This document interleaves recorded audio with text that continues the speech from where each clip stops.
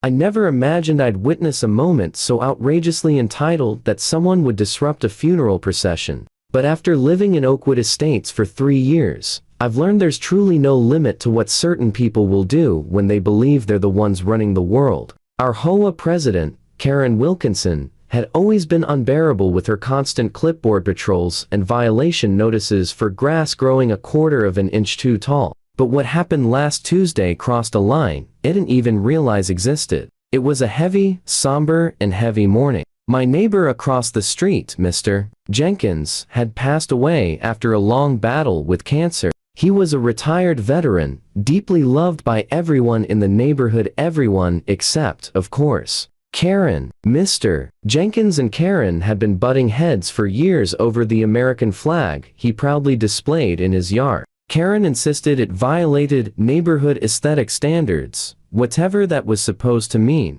The man had served his country for 3 decades, but apparently his patriotism clashed with Karen's precious vision of suburban perfection. The funeral procession was scheduled to pass through our neighborhood because Mr. Jenkins had specifically requested in his will to take one final trip past the home he cherished. His family coordinated with local police to make sure the procession would be respectful and properly escorted. I stood outside on my lawn with a group of neighbors waiting quietly, ready to pay our respects as the line of cars with their headlights on came through. That's when I saw Karen stomping down the sidewalk, her face twisted into that familiar expression of self-righteous outrage that always spelled trouble. She wore her usual uniform crisp khaki pants, a polo with the HOA logo stitched across the chest, and that absurd lanyard with her laminated president badge swinging from it. She'd gotten it printed at a local shop, a detail that never stops making me roll my eyes. "What exactly is happening here?" she barked, glaring at us as we stood respectfully by the curb. "Why is everyone loitering? This is a violation of community guidelines. Section 4.3 clearly states, 'We're waiting for Mr. Jenkins' funeral procession,'" Mrs. Abernathy whispered gently. "They'll be coming any moment now." Karen's face morphed into pure disbelief. "A funeral procession? Through our neighborhood? Who approved this?" As the HOA president, I should have been consulted. There are protocols for events like this. I couldn't stop myself from stepping in. "Karen, it's a funeral procession. They already have police escorts and permits. The family doesn't need HOA approval." She turned toward me with the disdain had practically become used to. Ever since I'd successfully appealed her petty mailbox violation at a community meeting, making her look foolish in front of everyone, I had become her favorite enemy. "I don't recall speaking to you, Mr. Harrison," she said with an icy smile. "And for your information, any organized activity affecting traffic flow requires board approval. It's in the bylaws." Before I could respond, we heard the distant wail of a police siren, signaling the procession's approach. Everyone around me fell silent out of respect. Everyone except Karen, who was angrily tapping away at her phone, likely messaging her board loyalists who never questioned her extreme interpretations of the rules. The police motorcycle led the way into the street, followed by the hearse carrying Mr. Jenkins' flag-draped casket. Behind it came the family's cars, and then a long line of vehicles with headlights shining, many flying small American flags. It was a powerful, emotional sight. I noticed Mrs. Abernathy wiping tears from her eyes. Then, just as the hearse reached us, Karen did something unthinkable. She marched straight into the road, planting herself directly in front of the hearse and holding out her hand like some deranged, self-appointed traffic authority. The hearse slammed on the brakes, triggering a chain reaction of cars stopping behind it. "This procession does not have HOA approval," she shouted so loudly that everyone could hear. "You need to reroute. This is a private community, and we have rules." A police officer on the motorcycle immediately circled back and pulled up beside her. "Ma'am, you need to step out of the street," he said firmly. "This is an authorized funeral procession with the right of way." But Karen didn't move.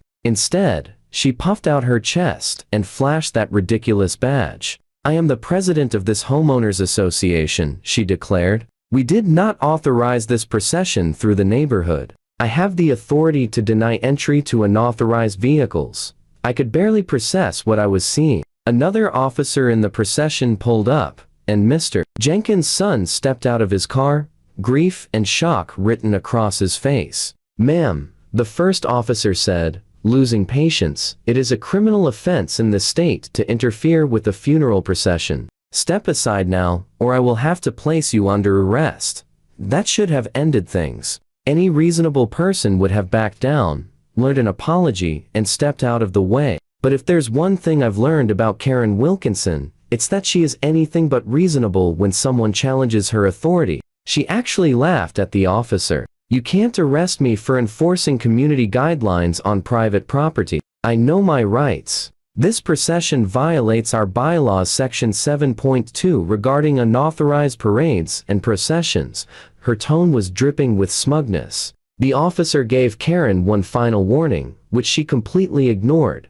Still standing firmly in front of the hearse with her hand raised like she owned the entire street. What happened next was both shocking and, I'll admit, incredibly satisfying. The officer calmly stepped off his motorcycle, pulled out his handcuffs, and informed Karen she was under arrest for obstructing a funeral procession, disorderly conduct, and refusing to comply with a lawful order. The look on Karen's face was unforgettable, pure stunned disbelief melting into outrage as she realized this was actually happening. "You can't do this," she shrieked as the officer gently but firmly guided her arms behind her back and secured the cuffs. "Do you know who I am? I'm the president of the Oakwood Estates Homeowners Association." "Ma'am, I don't care if you're the president of the United States," the officer replied calmly. "The law applies to everyone. Interfering with a funeral procession is a criminal offense that carries a fine of up to $5,000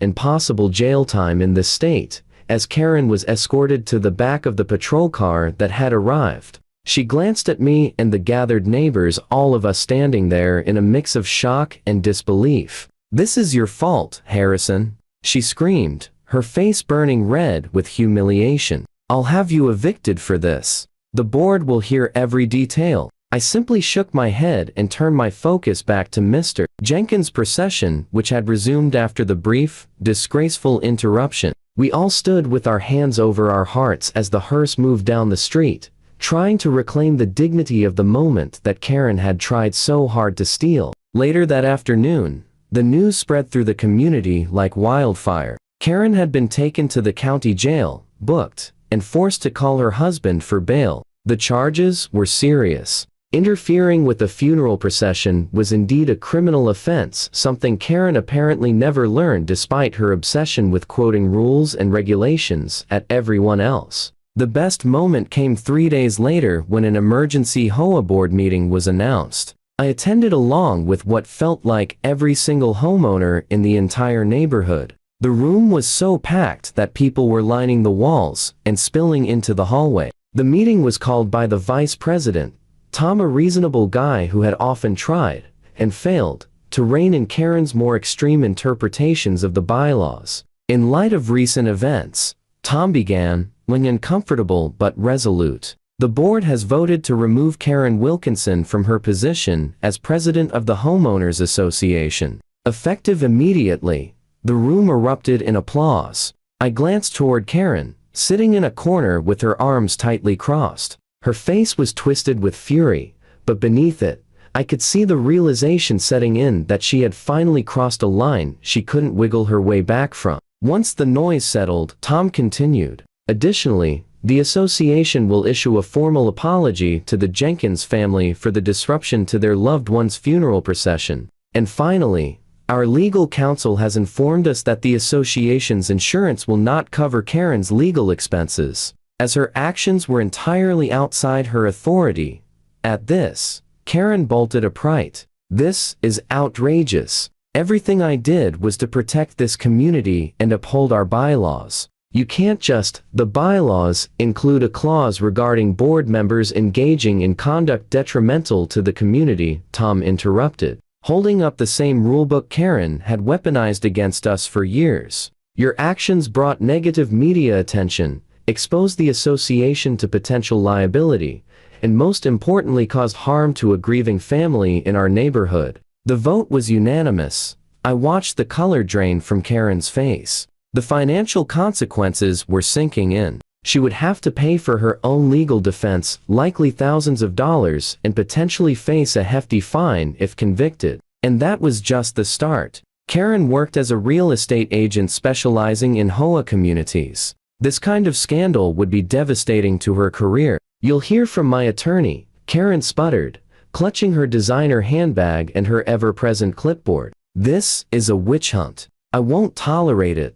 Her voice cracked, betraying the crumbling confidence behind her anger. As she stormed toward the exit, she paused beside my chair and leaned down. "I hope you're happy, Harrison," she hissed so only I could hear. "You've wanted this from the beginning." I looked up at her calmly. "Actually, Karen, all I ever wanted was for you to follow the golden rule, just the HOA rules." Apparently, that was asking too much. Her face twisted in rage, but for once, she was speechless. When the door slammed behind her, I couldn't help thinking that justice sometimes arrives in unexpected forms. For an HOA tyrant who had spent years making everyone miserable with her petty power trips and selective rule enforcement, there was something poetic about her downfall being caused by ignoring the laws that actually mattered, not petty mailbox colors, but basic human decency and respect for a grieving family honoring their loved one.